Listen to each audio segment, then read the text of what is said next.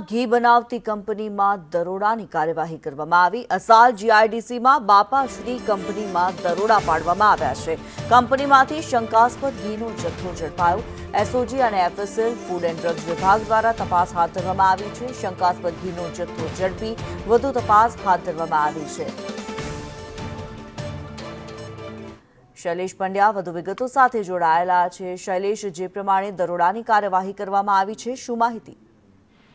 जी Kinnari ભિલોડાના Shamlaji Himmatnagar highway પર અસાલ GIDC છે। જીઆઈડીસીમાં છેલ્લા કેટલાક સમયથી ઘી બનાવતી ફેક્ટરી એ નજરમાં હતી। એસઓજીને અને શંકા હતી કે આ ઘી ક્યાંક નકલી હોઈ શકે। એ શંકાના આધારે એસઓજી અને ટીમે ફૂડ એન્ડ ડ્રગ વિભાગને સાથે રાખીને ત્યાં દરોડા કર્યા હતા। દરોડા કર્યા પછી એનું પરીક્ષણ કરતા આ જે ઘી છે એ નકલી હોવાનું બહાર આવ્યું છે। કેટલી માત્રામાં ઘી છે, આ ઘી કોને કોને મોકલવામાં આવ્યું છે, સમગ્ર બાબતને લઈ એસઓજીની ટીમ અને ફૂડ એન્ડ ડ્રગની ટીમ હાલ તો તપાસ હાથ ધરી રહી છે। જી ધન્યવાદ શૈલેષ આ માહિતી માટે।